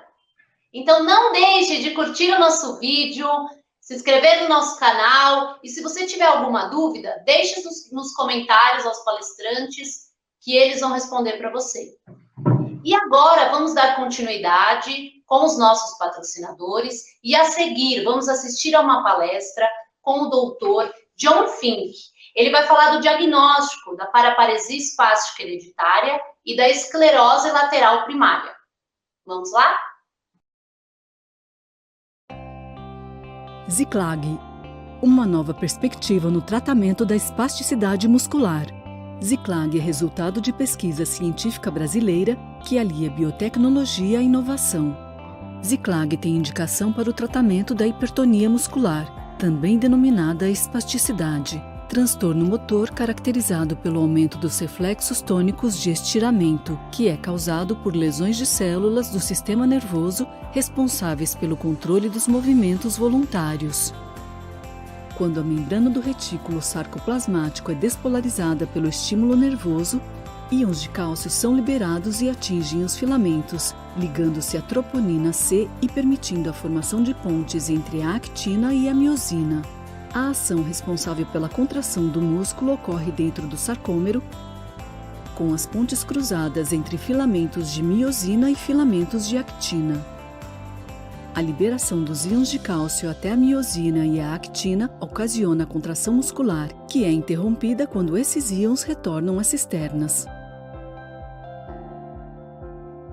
Nos casos de doenças musculares, essa ação sofre interferência, ocorrendo a concentração de cálcio e a contração constante. Ziclag atua na modulação dos canais de cálcio tipo L e nos receptores de rianodina musculares.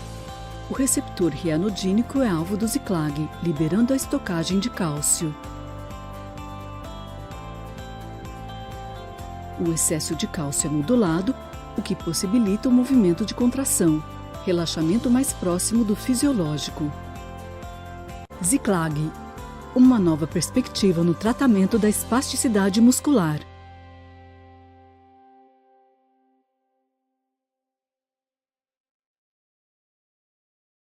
Essa palestra será dublada de inglês para português, onde HSP ou 8SP significa paraparesia espástica hereditária e PLS ou PLS significa esclerose lateral primária. Gostaria de agradecer aos organizadores por me convidaram a participar deste importante seminário. É prazer e honra participar deste seminário. Se você tiver dúvidas, envie-as para mim e eu irei respondê-las. Lamento não poder fazer esta apresentação em português. Espero que da próxima vez eu consiga fazer isso.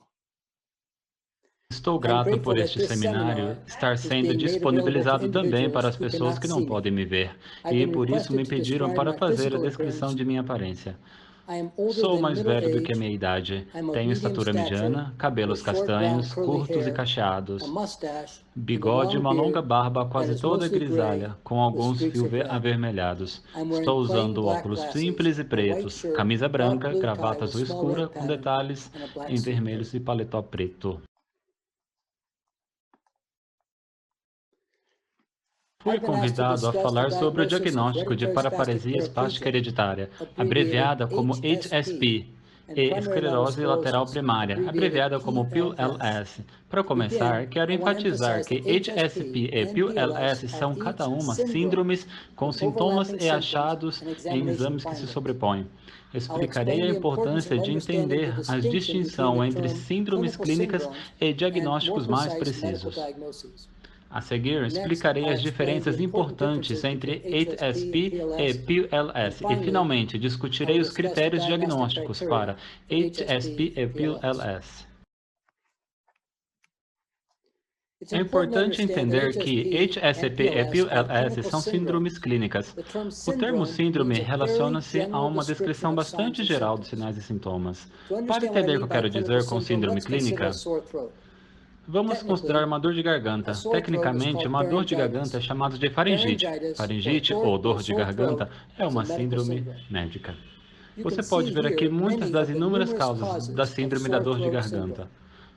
Dor de garganta é uma síndrome. E qualquer uma dessas causas são distúrbios específicos ou diagnósticos mais precisos da síndrome da dor de garganta. Da mesma forma, HSP e PLS são categorias de cada síndrome. Dentro de cada uma delas, há uma série de transtornos separados. Isso é certamente verdade para o HSP, é um conceito emergente para a PLS. É importante entender que os sintomas tanto na HSP quanto na PLS são devidos a distúrbios nos neurônios motores superiores. Os neurônios motores superiores são feixes de nervos que começam na região motora do córtex cerebral e se estendem pela medula espinhal. Existem outros feixes de nervos, conhecidos como neurônios motores inferiores, mostrados aqui na figura em verde, que começam na medula espinhal e se estendem até os músculos. Por exemplo, músculos da face da língua, dos braços e das pernas. Os neurônios motores superiores do cérebro se estendem pela medula espinhal e se conectam a um segundo feixe de neurônios, os neurônios da medula espinhal, os neurônios motores inferiores. A dificuldade de movimento em ambos HSP e PLS é devido a distúrbios dos neurônios motores superiores. Isso causa espasticidade, aumento dos reflexos, lentidão de movimentos e fraqueza. Na esclerose lateral amiotrófica, diferentemente de HSP e PLS, há também distúrbios não apenas nos neurônios motores superiores, mostrados aqui em vermelho, mas também nos neurônios motores inferiores, mostrados aqui em verde, que causa na esclerose lateral amiotrófica fraqueza, atrofia e espasmos musculares.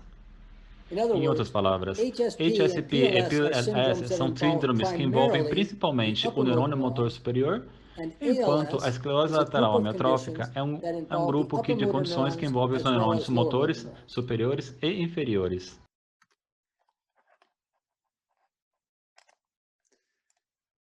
Eu também gostaria de apontar um tipo particular de via sensorial. Até agora falamos das vias neuronais que controlam o movimento.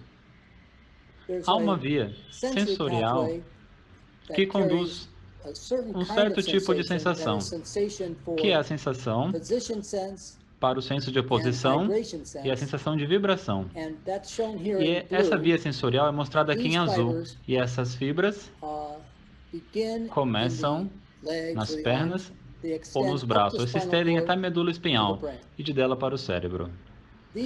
Essas fibras sensoriais que transmitem informação sobre o senso de oposição ou propriocepção e o senso vibratório são também levemente afetadas na HSP, para uma pequena extensão.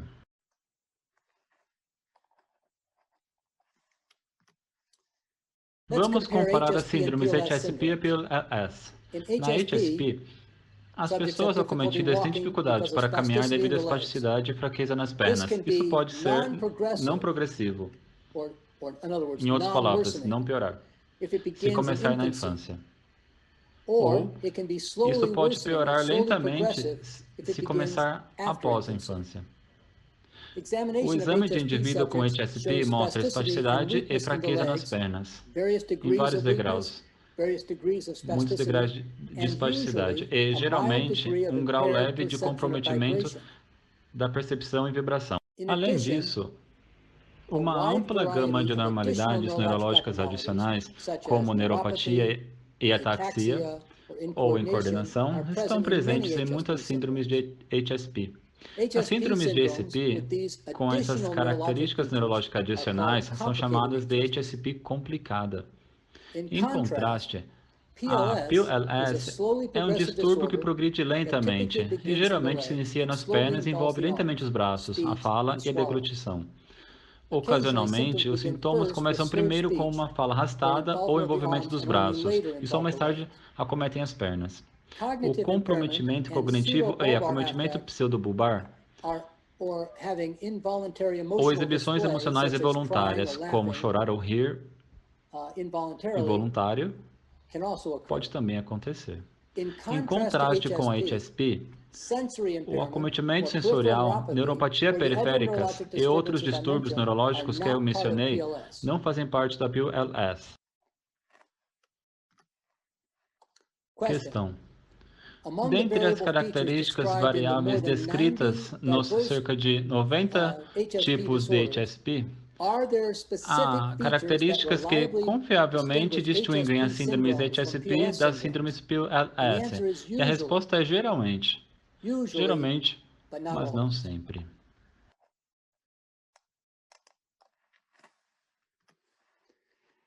Para entender isso, vamos considerar que o indivíduo tem dificuldade para andar lentamente progressivo devido à fraqueza e espasticidade em ambas as pernas. Esta pessoa tem a síndrome da paraparesia espástica progressiva. Espasticidade significando um tipo específico de tensão muscular e paraparesia significando fraqueza em ambas as pernas. Paraparesia espástica progressiva ou a fraqueza e espasticidade de ambas as pernas ocorrem em muitas condições neurológicas, por exemplo, na deficiência da vitamina B12, na esclerose múltipla e muitas outras condições. Pode ser difícil distinguir entre essas condições, a menos que haja achados adicionais neurológicos.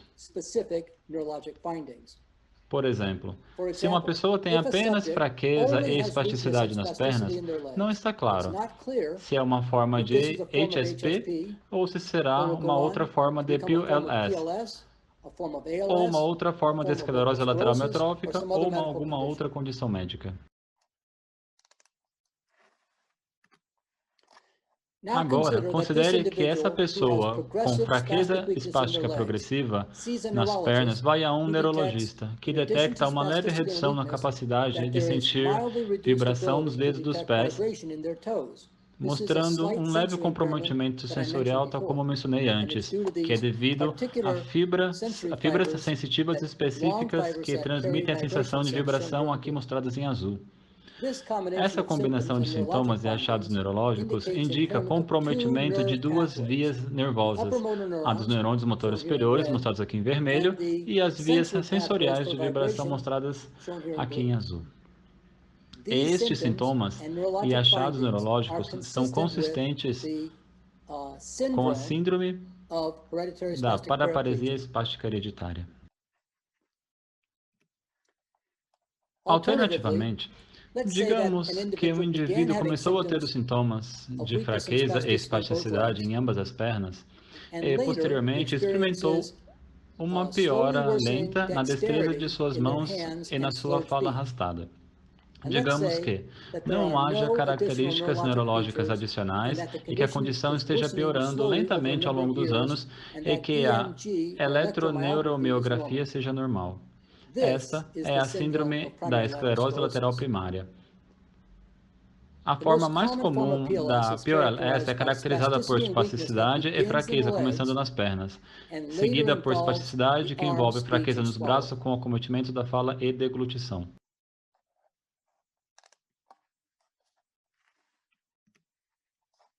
Apenas para completar, eu gostaria de mencionar que a esclerose lateral amiotrófica também tem atrofia muscular e achados específicos na eletroneuromiografia.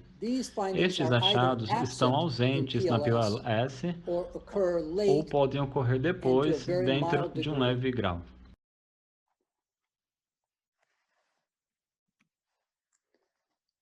Eu mencionei que a HSP costuma estar associada a outros distúrbios neurológicos. Por exemplo, neuropatia ou distúrbios dos nervos dos braços e nas pernas, e ocorre em algumas dezenas de tipos de HSP. Existem inúmeras outras características neurológicas que ocorrem às vezes ou frequentemente em vários tipos de HSP, incluindo comprometimento cognitivo, demência, atáxia e muitas outras normalidades neurológicas que podem coexistir com a espasticidade e a fraqueza nas pernas, em vários tipos de síndromes de HSP. Este não é o caso da PLS. Essas características adicionais neurológicas não ocorrem na PLS.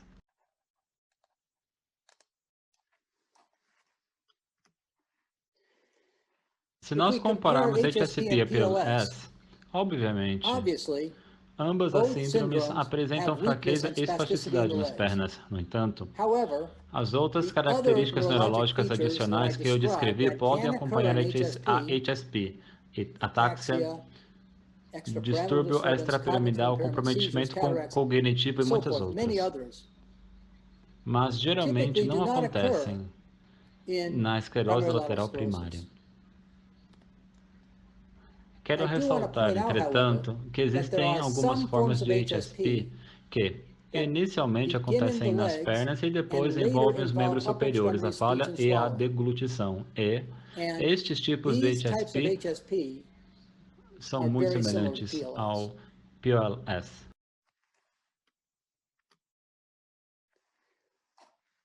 Nós pensamos na HSP como um grande grupo de doenças hereditárias. Em contraste, a grande maioria dos indivíduos com PLS não tem histórico familiar de transtorno semelhante. Por que a história familiar ou os resultados dos testes genéticos não são usados para distinguir as síndromes HSP das síndromes PLS?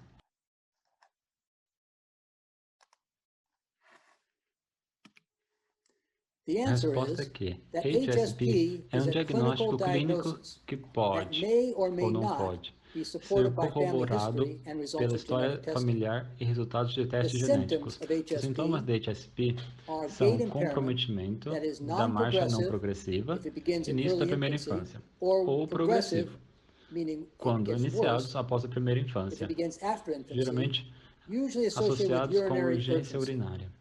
Sinais ou achados em exames de HSP são fraquezas espásticas nos membros inferiores, de grau e proporção variáveis. Algumas pessoas possuem muita fraqueza e outras pessoas têm muito pouca fraqueza, e principalmente espasticidade. Há também casos onde a sensação de vibração é levemente comprometida nos dedos dos pés, acompanhada de forma variável por outro distúrbio neurológico. E, finalmente, transtornos alternados e coexistentes excluídos. É importante reconhecer que a história familiar de desordens semelhante pode ou não pode estar presente em indivíduos com HSP. A demonstração de mutação gênica de provável patogenidade previamente associadas com HSP apoia o diagnóstico, mas a ausência de uma mutação gênica identificada não exclui o diagnóstico de HSP. Mesmo com a análise de grandes painéis de genes e sequenciamento completo do exoma, as mutações não são encontradas em aproximadamente 30% dos indivíduos com síndrome de HSP, incluindo indivíduos com histórico familiar da doença.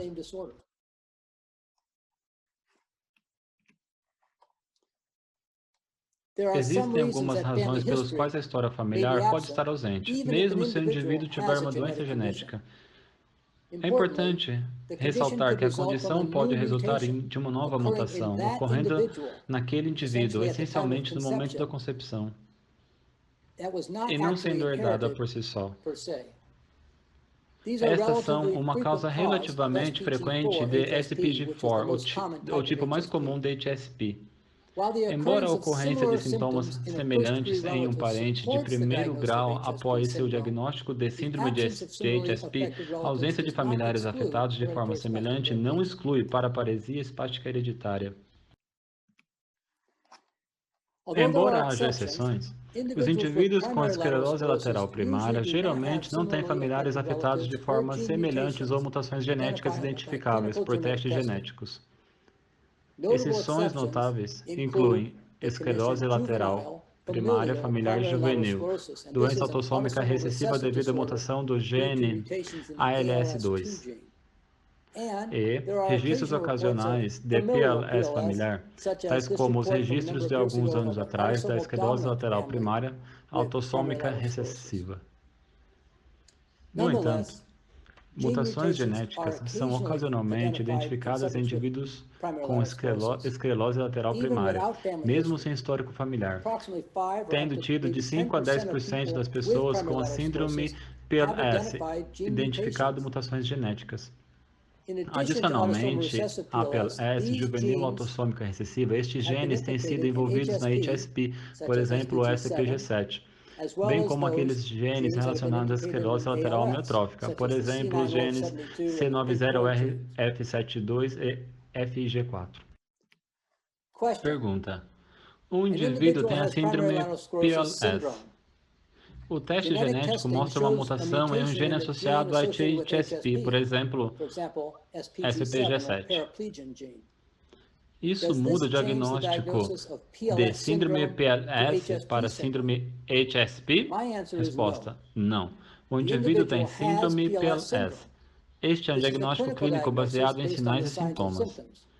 Este achado indica que mutações nesses genes, como SPG7, podem causar síndrome HSP e síndrome PLS.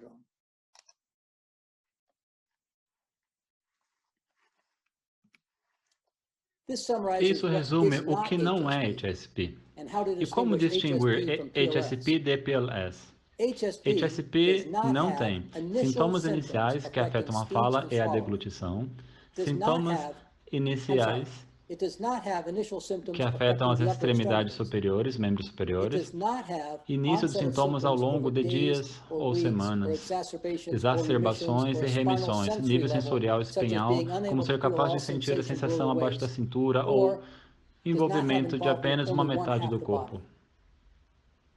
Observe que a história familiar e os resultados dos testes genéticos não distinguem completamente HSP de PLS. HSP pode ser distinguido de PLS pela ocorrência de características neurológicas adicionais em HSP, mas não em PLS, por envolvimento dos membros inferiores, fala e deglutição.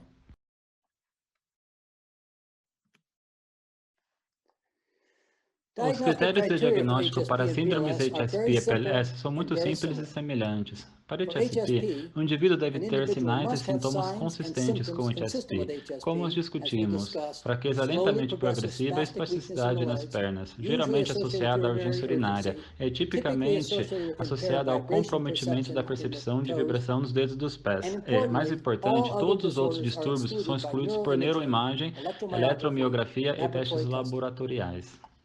Da mesma forma, para PLS, um indivíduo deve ter sinais e sintomas, por exemplo, início insidioso, fraqueza lentamente progressiva e espasticidade envolvendo 3 segmentos. Normalmente, começa nas pernas, progride para envolver os membros superiores, fala e engolir. É importante a exclusão dos distúrbios alternativos por neuroimagem, eletroneuromiografia e testes laboratoriais. Em particular, para PLS, a eletroneuromiografia deveria ser realizada pelo menos 3 vezes ao ano para se excluir a hipótese de esclerose lateral amiotrófica.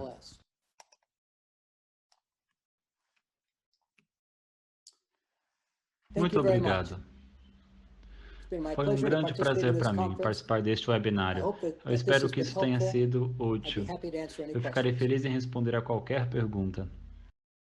Fico feliz em responder perguntas.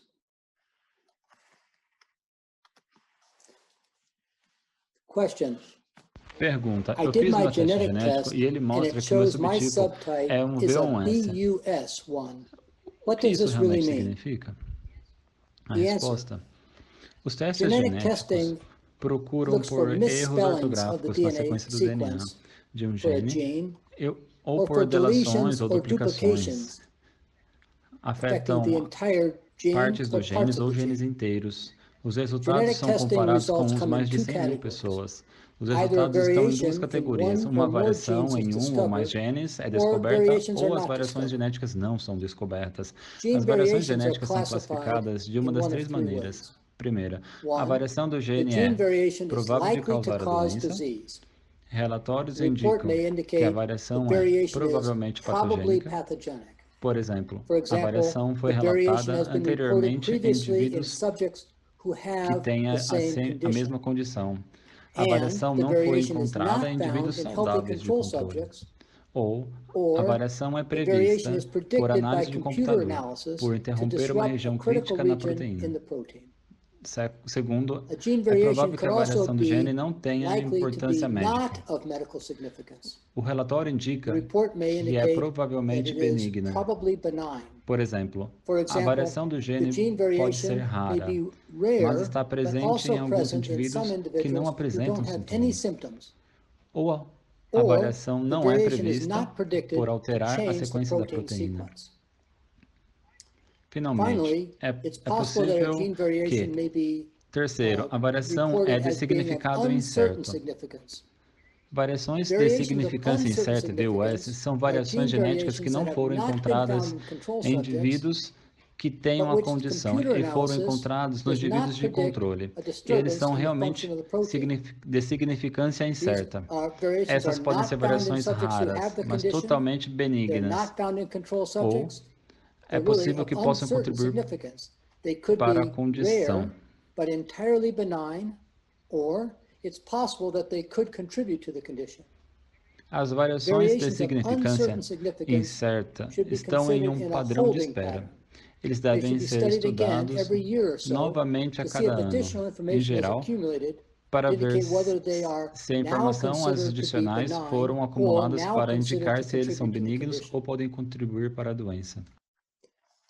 Pergunta: o neurologista acredita que tenho SP, mas meu exoma deu negativo. E agora ele pediu um genoma. Por quê? Para entender isso, primeiro você precisa entender como os genes estão organizados. Os genes são normalmente organizados em segmentos que contribuem para a sequência da proteína. Essas regiões são chamadas de exons. Por exemplo, neste diagrama mostra um gene com 3 exons, exon 1, exon 2 e exon 3. Exons contribuem para a sequência da proteína. Os exons são separados por sequências intervenientes chamadas introns. Introns são partes do DNA que separam o exon, mas o DNA do intron não é parte do DNA por si só. Agora, além dos exons que especificam a sequência dos aminoácidos da proteína e os introns que separam os exomas, existem também as regiões regulatórias. As regiões regulatórias são antes ou depois dos exons, ou podem até estar no meio dos exons, dos introns. Esses elementos reguladores do gene controlam muitos aspectos do gene, incluindo quando o gene é ativado e quando a proteína é produzida. Quando o gene é desativado, quanto tempo a proteína dura na célula e quanto da proteína é produzida. Conhecemos as sequências codificadoras, exons de cada gene. No entanto, não conhecemos muito bem as sequências das regiões regulatórias que são importantes para cada gene.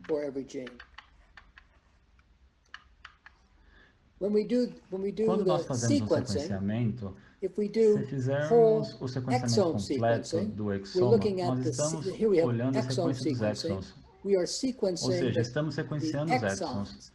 Então, são as regiões que codificam os genes, que contribuem para a sequência dos aminoácidos da proteína. A sequência do exoma pode ser feita para um gene ou para todos os 30.000 genes. Se você fizer todos os 30.000 genes, isto é chamado sequenciamento completo do exoma.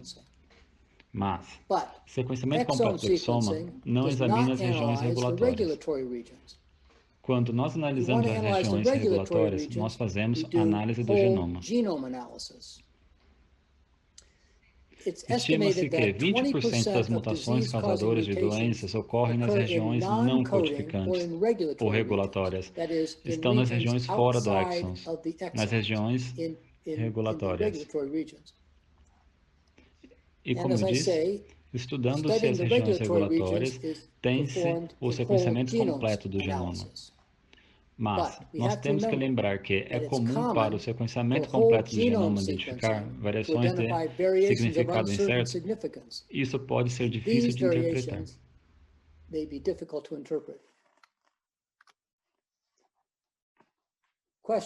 Pergunta: qual é a diferença entre esclerose lateral primária e esclerose lateral amiotrófica juvenil?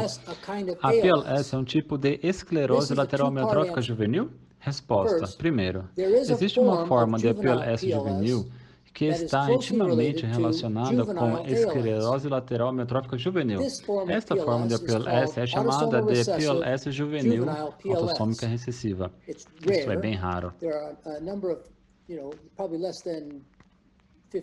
Menos de 15 famílias foram relatados ao redor do mundo. É devido à mutação no gene ALS2.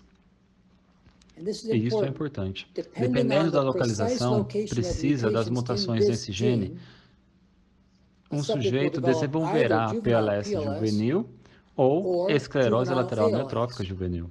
Este exemplo ilustra que mutações em um único gene podem causar diferentes tipos de distúrbios do neurônio motor, PLS juvenil ou esclerose lateral amiotrófica juvenil. Em relação à pergunta, a PLS é um tipo de esclerose lateral amiotrófica. O consenso é que PLS típico não é uma forma de esclerose lateral amiotrófica. Eles compartilham alguns sintomas, fraqueza e espasticidade, mas diferem na magnitude do envolvimento do neurônio motor inferior, evidente como atrofia muscular e alterações eletroneuromiografia, que são nenhum ou mínimos em PLS e tipicamente graves em esclerose lateral amiotrófica. Pergunta: existe relação entre fibromialgia e HSP? A resposta é, até onde eu sei, eu não tenho conhecimento de uma relação entre fibromialgia e HSP. Eu gostaria de salientar, no entanto, que a rigidez muscular nas pernas pode causar dor com alongamento muscular, irritação muscular, câimbras musculares e fadiga muscular. Além disso, os indivíduos que têm dificuldade para caminhar frequentemente apresentam dores nos tornozelos e nas costas devido à maneira de caminhar. Esses sintomas podem, de certa forma, ser semelhantes à dor da fibromialgia, embora a HSP e fibromialgia sejam condições distintas. Pergunta: é possível ter mais de um subtipo de HSP? Resposta: é possível? Sim. É provável? Não. É extremamente improvável. Claro, é possível que alguém possa ter duas condições genéticas separadas simultaneamente. Os cientistas especularam que variações em vários genes de HSP, cada variação sendo insuficiente para causar a doença, podem coletivamente ser suficientes para causar HSP. No entanto, no momento, não há nenhuma evidência convincente disso. Portanto, no momento, eu seria cético que duas mutações gênicas separadas estivessem causando HSP. Em vez disso, eu examinaria cuidadosamente cada mutação e veria se uma ou outra seria mais provável de ser a causa. E, novamente, muito obrigado. Isso tem sido um prazer participar. Por favor, avisa-me se você tem alguma pergunta. Eu posso responder e posso fornecer mais informações. Obrigado.